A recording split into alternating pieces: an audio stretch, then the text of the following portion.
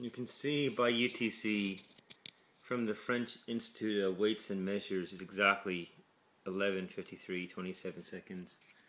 And last night I worked out, as you know, my Sparks Spear. I just took my GPS coordinates from Google Street Map to the French Institute of Weights and Measures, and it was 325.47 kilometers. I then got a Unix timestamp, and I did a division, which gave me a number of 41.5 kilometers, which I used as the radius of my Spark Spear. And there's a moon that was the exact same size as that it's a binary moon. It's 66652 Borealis. You can look it up. And I just thought that was really cool because I never knew about that moon. And then another little coincidence that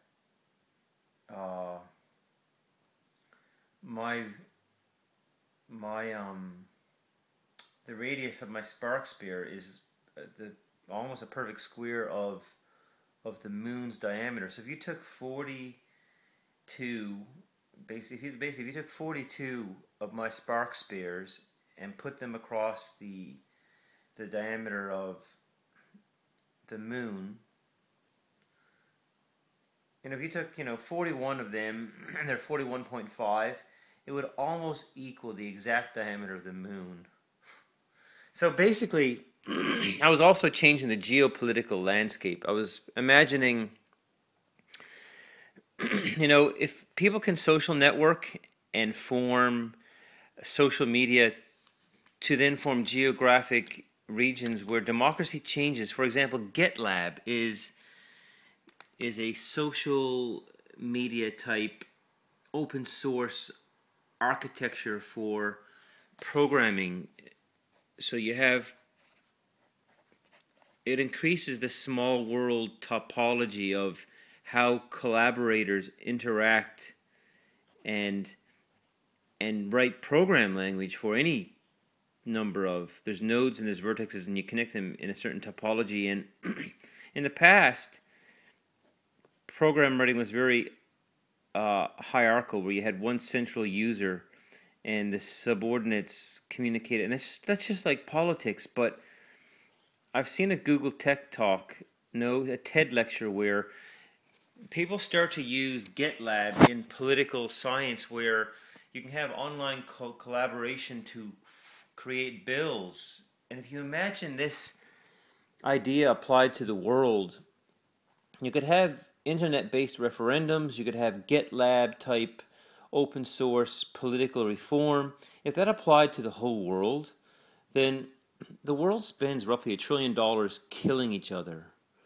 Now, in economics, I got a biology degree, and I recently picked up economics, but recently I've been thinking about this energy gap. For example, when you look at the peak oil, and here we are maybe now at peak oil, and when you look at the Texas oil production, I think it's logistic. It drops off exponentially. If you look at also the Irish potato famine, potato production dropped from 15,000 to just 3,000 in the space of a few years, and it stayed flat for a 10-year period. So call it a 75% drop. Because everything we eat is based on cheap hydrocarbon, it's basically $2 to get oil out of the ground in Saudi. And currently, oil is what? It's like $92, $93 a barrel, say, give or take. If oil production dropped from 80 million down to 20 million over the space of 5 years and stayed flat, we would have a global economic collapse. Because Norman Bourgault, am I pronouncing his name right? He was the modern father of agriculture. In the space of just a few years, his modern techniques for agriculture, his strains of wheat introduced to Mexico, Pakistan, and India allowed them to become net exporters of wheat. So basically 1 billion people all exist on the premise of cheap hydrocarbon energy. This tuna that I eat, 1 kilocalorie of it is, 10 to 15 kilocalories of energy. Imagine the diesel from the trawler, the carbon footprint of the tin, the smelting of the tin. That would not get in front of me. So when oil production descends at a certain rate, there's a certain cutoff point where we don't fill this 15 terawatt energy gap, the global economic picture denatures, and we have a world like like the film The Road. They don't explain what the geopolitical collapse was, but it's a possible reality. So, for example, when you see silly pictures on Facebook of this stupid sofa, maybe this $5 million house in downtown New York, and you see all that wood is stored energy from the sunshine. You know, the photon hits, what's the enzyme? It's Rubisco is the most popular protein on the planet. It captures the sun's energy and stores it as sugars, carbohydrates per se. So in the post-apocalyptic, I'm being verbal dyspraxic. Verbal dyspraxia comes from the FOXP2 gene that maybe, I don't have a verbal development of verbal dyspraxia, but when you look at that lecture on the FOXP2 gene and you see the connection of complexity, so that's the best example in science of connecting a gene, FOXP2, to neural topology, to behavior, to the organism, to sexual selection and songbird. There's different layers of complexity. So in terms of the interactions of top-down and bottom-up interactions, the whole world is a complex dynamic system. And basically everyone in the world needs to get onto social media. They need to get mapped onto the Unix timeline, and they need to have a say in GitLab type open source geopolitical reform, because we got to stop spending this $1 trillion on killing each other, because we got to solve the energy gap. And if you think about it, these rich Middle Eastern princes, so-called, they take that oil out of the ground. During Ramadan, for example, they'll fly off to London, where we are now. They'll blow millions on casinos and whores and $400 million penthouses at Candy One Hyde Park, which recently sold to some Arab. You know, they'll rent out the top 2 floors of some posh hotel in London, and if they annoy the hotel owner so much, they'll move to the other hotel. If you think about it, you take all that energy out of the ground, you take all that money, you fly to London, you blow it. And the Middle East does not contribute to, I don't think, research to solving this energy gap. So unless the individual gets a say on the global political landscape to use GitLab for open source political reform so we can stop killing each other and invest that $1 trillion to solving the energy gap, unless we solve it at a certain point when peak oil hits, there is going to be most certainly a rate of oil production decline that will cause the potato, because the Irish potato famine, they all existed on the potato as their cheap food source. So our oil, which then bifurcates to cause like ethylene glycol, you know, helium, everything that our economy is based on comes from oil. If you cut off the flow of that oil, and given that 1 billion people exist because of Norman Bogai's ideas, you think about Africa, right? All those Africans that live in arid lands where there isn't the economic density to produce enough food, they all exist on foreign aid. So all those tens of millions of people that live off cheap foreign aid, when the energy crisis hits, there's going to be an extra 30 million dead in sub-Saharan Africa, along with people in Newfoundland, Canada, dying of famine in Canada, because the world is going to look like the road. Like, I'm not saying it will definitely happen. It's the probability distribution function for when the energy gap is filled and what are the events aligned. Because if a class 5 solar flare hit the Earth at this time and destroyed all the world's transformers and crippled the world's power system while we're trying to solve the energy crisis, that would just be it, the tipping point. So when you think about these energy zombies in downtown New York, when you have all that wood, that will just be firewood for someone's cooking, because no one's going to live in the city. So all that stored energy in wood will be just ripped off the walls, and you'll chuck it into the fireplace to cook your meal. Honestly, this is the shit that I'm looking at today.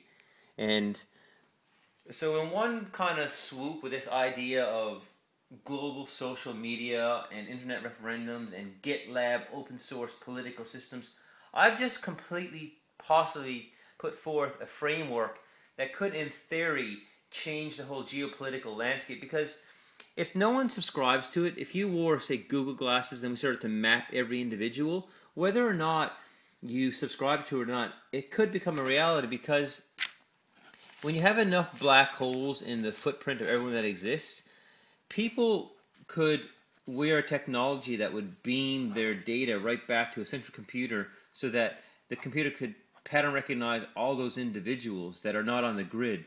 So when everyone subscribes to having their digital footprint and their existence monitored, then it completely changes law enforcement, because it implies that you won't be able to commit a crime and get away with it, because the coverage will be so good for CCTV footage that if any crime happened, you could go back to the Unix timeline, because any bit of social media has a timestamp and a geotag. So what I'm suggesting is that with a timestamp and a geotag, which is say X for time and XY for space, once that gets hyperlinked to the Unix timeline, you could go back in the past and look at any point in the past. So I'm just changing now the topology of the whole internet.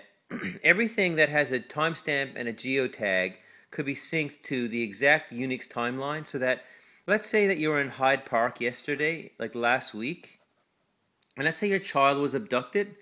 You could go to this website and search that place by time and place, and you could see every photograph, every video that was uploaded that day, so that if the perpetrator came through Hyde Park, he might be caught on someone's social media. That's just one example of how timestamping, geotagging every social media to the Unix timeline, and that fills in the picture of putting people on the map, giving them access to social media and GitLab, because basically we need to map every individual on the planet.